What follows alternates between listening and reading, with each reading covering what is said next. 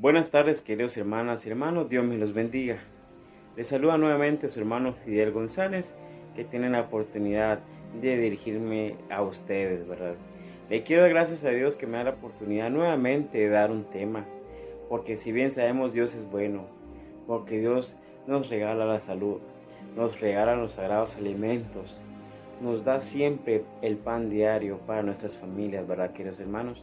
Hay que ser agradecidos con Dios porque es muy bueno, nos bendice de muchas formas, nos libra de tantos peligros, nos ha librado incluso de virus y bacterias, de accidentes y de enfermedades. Debemos ser bien agradecidos con nuestro Dios Todopoderoso porque Él es muy bueno y me consta porque he recibido muchas bendiciones. También quiero agradecer al hermano René Pérez Lorenzana que me da la oportunidad nuevamente en su canal Jesús y María, que cada sábado sale este programa a las 5 de la tarde. Y gracias a ustedes, hermanos, que nos están viendo también. También agradecer al canal Fama, canal 29, que nos abre siempre las puertas para transmitir este hermoso mensaje. Voy a hablar sobre la vida de San Pablo, un gran apóstol de Jesucristo, que la iglesia lo celebra el 29 de junio. Celebra a San Pedro y a San Pablo. ¿Quién era San Pablo? Como ya lo había mencionado antes, era un discípulo de Jesús, pero antes de ser discípulo era un fariseo tradicional, un fariseo muy celoso de la doctrina de la ley del Torá o de la vieja ley. Saulo dice que tenía una familia privilegiada, una familia que según los teólogos era de buenos recursos o adinerada. Pablo en su juventud o en su niñez fue o obtuvo, mejor dicho, la ciudadanía romana. Esto quiere decir que ese permiso solo lo conseguían las familias adineradas o las familias privilegiadas en ese entonces, porque no cualquiera podía tener ese gran documento, ser ciudadano romano. Dice que Pablo, siendo judío y que sus padres le inculcaron lo que es por decirlo así, el judaísmo, fue a Jerusalén a buscar a un maestro que se llamaba Gamaliel. El maestro era uno de los más importantes de ese tiempo, uno de los grandes maestros de la ley antigua, y que fue formado por ese maestro. Por eso es que San Pablo conocía bien las escrituras y las explicaba excelsamente.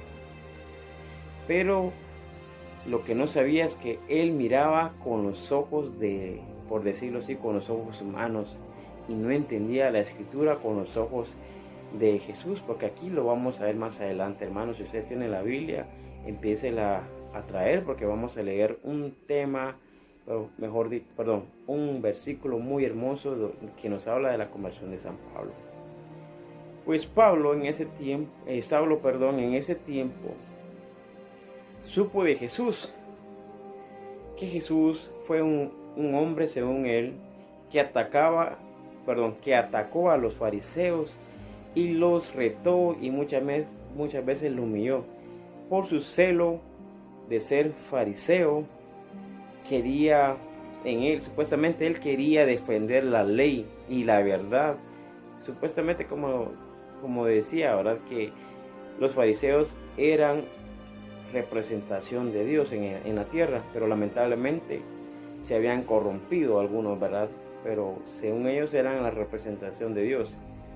Y lo más curioso es que Jesús, siendo Dios, les hablaba y no lo entendían. Por eso decía yo que Saulo en ese entonces no comprendía las escrituras, solo la comprendía lo que era por decirlo así, lo básico. Pues Saulo pidió una carta a los fariseos para arrestar a hombres y mujeres, para llevarlos a la cárcel y matarlos. Mire cómo Dios hace grandes cosas en los hombres. Si tuvo piedad de Saulo, que lo hizo discípulo de Jesús, cuánto más no va a tener piedad de nosotros, que somos unos pecadores a veces, ¿verdad, hermanos? Tenemos que pedir mucho al Señor, porque el Señor es bueno, y aquí nos demuestra que el Señor siempre está con nosotros. Pues Pablo tenía ese, por decirlo así, ese odio contra a los cristianos, los perseguía y los mataba. Nosotros también podemos ser Saulo. ¿Cómo así? Por ejemplo, cuando un hermano o una comunidad celebran una fiesta patronal, si nosotros nos damos cuenta, hay muchos hermanos que se dicen ser católicos y apoyan que se hagan una disco, que se hagan esto acá, que el dinero va a entrar. Mas sin embargo, como dice el Señor, pueden tener todo en el mundo, pero si no me tienen a mí, no tienen nada. No tenemos nada. Si nosotros nos preocupamos más por el dinero, por el trabajo y no por las cosas de Dios, podemos tener grandes empresas, podemos tener la mejor casa, los mejores carros, pero si nosotros no buscamos lo esencial que es Dios, ¿de qué te sirve, dice el Señor, ganar el mundo si me pierdes a mí? Por eso es esencial que, así como Pablo, Dios lo convirtió, también nosotros debemos de buscar a Dios, porque Dios nos está hablando ahora mismo para convertirnos y no estar en este mundo, ¿verdad? No ser mundanos, hermanos. Nosotros podemos ser Saulo, perseguidores de los verdaderos cristianos. También podemos ser de aquellas personas que tal vez son de otra doctrina, ¿verdad? Como bien lo dice la Biblia. Los fariseos se creían pueblo de Dios y que Dios los escuchaba. Mas sin embargo Jesús les hablaba y no entendían por su orgullo. ¿Cuántas personas son orgullosas y defienden sus doctrinas, verdad? Y me he topado con algunos de que sí son bien, ¿cómo les digo? Bien feroces, ¿verdad? Mas sin embargo no escuchan la verdad, no escuchan lo que Dios quiere que se sepa, ¿verdad? Por eso nosotros podemos ser perseguidores de los cristianos. Hay que tener mucho cuidado en eso, hermanos, porque yo siempre digo, si uno no cree, hay que respetar la opinión y la cultura de otro. Como les decía, si ustedes tienen la Biblia, vamos a sacar y la vamos a leer en Hechos de los Apóstoles, capítulo 9, versículos de 1 en adelante. Hechos de los Apóstoles, capítulo 9, versículo 1 en adelante. Y dice así: Saulo, por su parte, respirando aún amenazas de muerte contra los discípulos del Señor, se presentó al sumo sacerdote y le pidió cartas para las sinagogas de Damasco, con el fin de que si encontraba algunos que siguieran este camino, hombres o mujeres, pudiera llevarlos presos a Jerusalén. En el camino cerca ya de Damasco, de repente le envolvió un resplandor del cielo, cayó a tierra y oyó una voz que le decía: Saulo, Saulo, ¿por qué me persigues? Él preguntó: ¿quién eres, Señor? Y él: yo soy Jesús, a quien tú persigues. Levántate y entra en la ciudad. Ahí te dirán lo que debes hacer. Nos damos cuenta, hermanos, cómo el Señor intervino ahí con Saulo. Y gracias a Dios, él respondió a ese llamado. Como Saulo en ese entonces estaba muy alejado de las cosas de Dios, y como Dios tuvo compasión, ¿verdad? Saulo fue ese vaso elegido que el Señor lo utilizó. Lo que me admira de Pablo fue que, como dicen algunos padres, fue la otra cara de la moneda de los apóstoles. Todos ellos eran de una educación, por decirlo así, menor a Saulo en ese entonces, porque Pablo conocía muy bien la ley, conocía muy bien, por decirlo así, en ese tiempo no se le llamaba Biblia, pero la ley, conocía muy bien la escritura, y eso ayudó que el cristianismo se expandiera, ¿verdad, queridos hermanos? Lo que les puedo decir en esta fiesta que se aproxima de San Pablo, que él tiene muchas y grandes enseñanzas que nos dejes ahí, y que yo también voy estudiando, porque es una riqueza muy grande que Pablo nos dejó, porque él le habló mucho a los gentiles y convirtió a muchas personas con testimoniar, ¿verdad?, por llevar la palabra de Dios. Aquí también habla de que a Pablo lo cegaron. A veces Dios permite la enfermedad. A veces Dios permite que uno sufra por causa de la conversión, por alguna causa que nosotros mismos, por ejemplo, hay muchas personas de que buscan la enfermedad. Un ejemplo les doy, por ejemplo, la cirrosis.